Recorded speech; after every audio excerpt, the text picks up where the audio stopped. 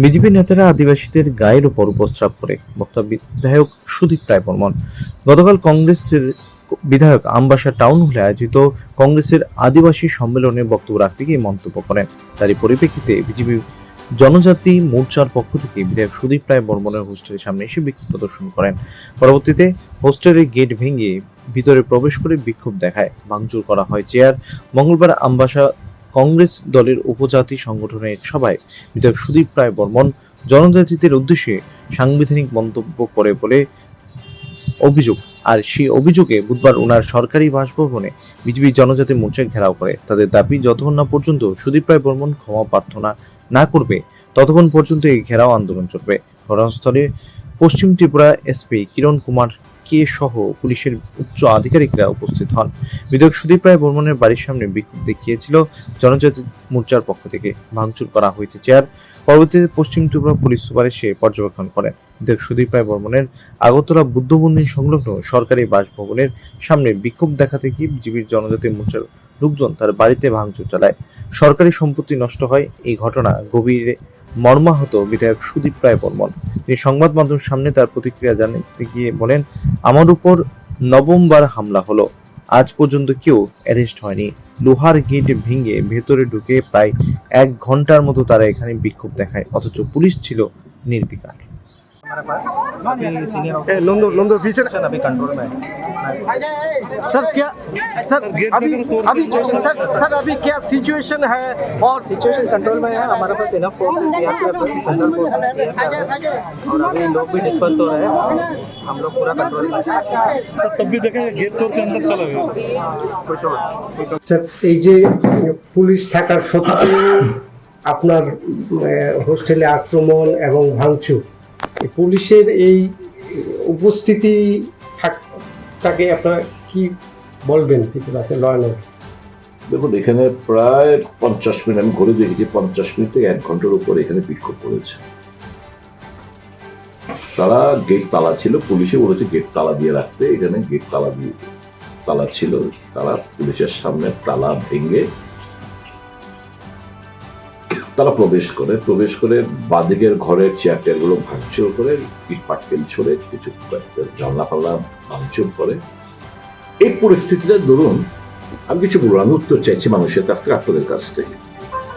এই যে কোনো একটা জনস্বার্থ নিয়ে, এটা তো আর জনস্বার্থ আন্দোলন নয়, একটা জনস্বার্থ বিষয়বস্তু নিয়ে মুখ্যমন্ত্রীর বাসভবন কিংবা যে কোনো মন্ত্রীর বাসভবনের সামনে বিক্ষোভ করতে গিয়ে তালা ভেঙে গেট ভেঙে ঢুকে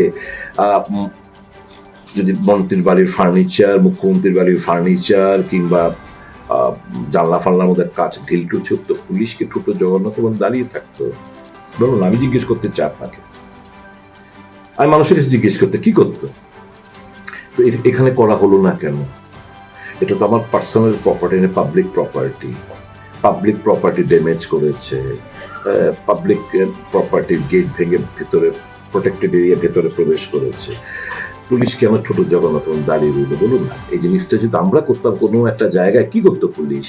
তো পুলিশ এখানে সেই ব্যবস্থাপনা করলো না কেন? আমি আপনাদের কাছে জিজ্ঞেস করতে যে মানুষের কাছে বিচার চাইছি।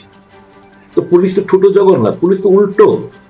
যদি এখানে আমার এমএলএ হোস্টেলে যেমন 50-60 জন লোক যদি আমি জড়ো করে রাখতাম, তাহলে উল্টো তাদেরকে অ্যারেস্ট করে বলতে ইনসাইট করেছে, ভায়োলেন্স ইনসাইট করেছে। আমার এলাকার বিভিন্ন জায়গা থেকে লোক আসতে চাইছিল, আমি বলছি একেবারে না, কেউ এসব কোনো আসার দরকার নেই, মিথ্যে মামলা ফাঁসাবে। এই যে ঘটনাটা এই যে শাহ আলমের বাড়ির ঘটনা কি প্রমাণ করে? যে শাহ আলমের বাড়িতে গেল, মা বাবাকে মারলো, তার স্ত্রীকে মারলো, বাচ্চা আহত হলো, বাড়িঘর ভাঙচুর করলো, নিরপরাধ বাবা এবং তার বড় ভাইকে গ্রেপ্তার করলো, 14 দিনের পুলিশ রিমান্ড। যখন বেল পাবে আবার একটা নতুন একটা ফলস এলিগেশন দিয়ে তাদেরকে পুলিশ রিমান্ড চাইল। পুলিশ কত যেন, পুলিশ এতটা দলদাসে পরিণত, আমি কল্পনা করতে পারি না এই জায়গায় ত্রিপুরা কলাপ্রাপ্ত পুলিশ গিয়ে পৌঁছবে।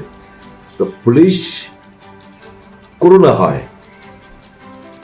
আমি কারোর উপর রাগ করি না, ঘৃণাও করি না, আমার করুণা হয় যে তারা তাদের ইউনিফর্মের মান রক্ষা করতে পারছে না। They don't care. এই যে যারা হুলিগানসরা আজকে এন্ট্রি করলো কিংবা যারা তার বাড়ি ভাঙচুর করলো, মসজিদের উপর হামলা আনলো, কিংবা গতকালকে সেদিনকে আমার বক্তব্য রাখার পর অপরাধ আমাদের দক্ষিণ জেলা যুবকের সভাপতির অপরাধ, সে আমার প্রোগ্রামে ছিল, মানে সে প্রোগ্রামে স্লোগান টোগান দিচ্ছিল, তার বাড়ি গিয়ে ভাঙচুর করলো। কি একটা রেস্টুরেন্ট আছে বলুন না, বলুন না। এই যে আমার প্রোগ্রাম করতে গিয়ে বাধা পাচ্ছি, হামলা হুজ্জুতি হচ্ছে বারংবার, মাথা ফুটেছে আমার কয়েকবার, আমি this is the 9th time আমি আমার উপর অ্যাটাক হয়েছে, একটা অ্যারেস্ট হয়েছে বলুন না আপনারা। তো পুলিশ কত কত মানে অসহায়, এটাই তো প্রমাণ করে না, এটাই তো প্রমাণ করে। করোনা হয়, ঘৃণা করি না, করোনা হয়, আমি রাগান্বিত। এটা বলে না, উল্টা চোর কোতোয়াল কো ডাঁটে, এরকম পরিস্থিতি হয়ে গেছে।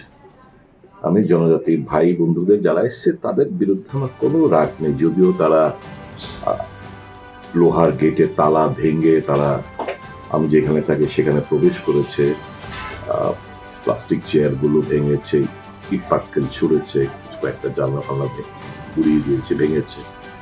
আমি তাদেরকে আমি দোষ, তাদের বিরুদ্ধে আমার কোনো রাগ নেই, অভিমান নেই, কারণ আমি তাদের স্বার্থ সংশ্লিষ্ট ব্যাপার নিয়েই তো কথা বলছিলাম। এটা তো ঘটনা, বিজেপি দল তারা এসসি এসটি ওবিসি মানসিকতার দিক দিয়ে তারা বিরোধী, তারা পারভার্টেড মানে বিকৃত মস্তিষ্ক এই তিনটে সম্প্রদায় নিয়ে, এসসি এসটি ওবিসি নিয়ে তারা তাদের মাথায় বিষ ভরে রয়েছে, তাদের ঘৃণা করে। এরকমটা ঘৃণা না করলে একটা মানুষ, বিজেপির দেবতুল্য কার্যকর্তা মধ্যপ্রদেশে ওপেনলি কারো গায়ের উপরে প্রস্তাব করতে পারে? তো এই কথাটাই তো গতকালকে তাদের এই ঘৃণার মানসিকতার কথাগুলো বলতে গিয়ে আমি এই ঘটনাটা উল্লেখ করেছিলাম। অন্যায়টি কি করেছি? আমার তো বানানো গল্প না, বিজেপির মতো আমি বানিয়ে কথা বলতে পারবো না। ফুটেজ রয়েছে আপনাদেরকে, এখন কালকে বক্তব্যের পরে ফুটেজটা আরো ভাইরাল হয়েছে। এগুলো তো ঘটনা। এই যে গতকালকে উড়িষ্যাতে দুজন এসসি সম্প্রদায়ভুক্ত লোক দুটো গরু কিনেছে, গরু কেনার অপরাধে তাদেরকে কেন গরু কিনেছে, তাদের যারা গোরক্ষা বাহিনী তাদের কেন মোটা অঙ্কের টাকা দেয়নি, তাদের কি করলো, মাথার দিকটা মুড়িয়ে দুজনকে কুকুরের মতো মুখে ঘাস দিয়ে তাদেরকে কুকুরের মতো হামাগুড়ি দিতে হয়েছে, মারধর করেছে। তো এগুলো তো কি পরিচয় দেয়? পরিচয় দেয় বিজেপি তাদের জেনেটিক্যালি তারা ডিফেক্ট, জেনেটিক্যালি তারা ঘৃণা করে আদিবাসীদের, জেনেটিক্যালি তারা এসসিদের ঘৃণা করে, ওবিসিদের ঘৃণা করে, তারা উচ্চ বংশের যারা রয়েছে, উচ্চ বর্ণের লোক তাদের পূজারী, এবং তারাই ডমিনেট করে বিজেপিটাকে। তো এই কথাগুলো যদি আমি সত্যটাকে সত্য বলে আমি যদি মানুষকে জাগ্রত করার চেষ্টা করি, আদিবাসীদের কথাগুলো যদি আমি বলি, আমার দুঃখ হয় কিছু ইমেচিওর জানেও না হয়তো এই ঘটনাগুলো যে ঘটেছে। তাদেরকে বলেছে সুধীর বাবু আদিবাসীদের বিরুদ্ধে খারাপ কথা বলেছে, যাও গিয়ে বিক্ষোভ করেছে, তাহলে করলেন তো ভালোই হলো। একদিকে অন্তত এই ইস্যুটাকে মানুষ, আমি যতটুকু আমার বক্তব্য নিয়ে যতটুকু না প্রচার লাভ করেছে, এই জিনিসটাতে মানুষ অন্তত ভেরিফাই করবে আসলটা কি, এবং মানুষ দেখবে, জানবে, বুঝবে যে আমি সুধীর রায় বর্মন এই রাজ্যের এবং দেশের আদিবাসীদের স্বার্থে কংগ্রেস দল এবং একজন কর্মী তাদের সপক্ষে কথা বলছে। তো এই জন্য সত্যটাকে আড়াল করা যায় না। আজকে সোশ্যাল মিডিয়ার যুগ, তো মানুষ নিশ্চয়ই বিবেচনা করবে, যারা নিশ্চয়ই আজকে এসছে না জেনে বুঝে, তারা গিয়ে যখন এই খবরগুলো দেখবে তারপর তারাও উপলব্ধি করবে যে সুধীর বাবু যা বলেছেন তা তো একটা সত্য ঘটনা।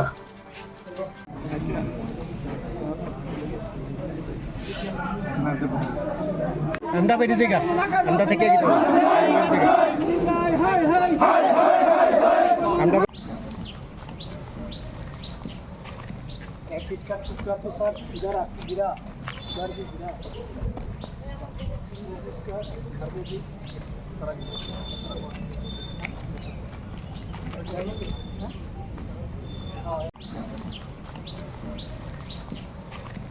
एक ईट का टुकड़ा तो सर इधर आपकी गिरा, इधर भी गिरा, उसका घर में भी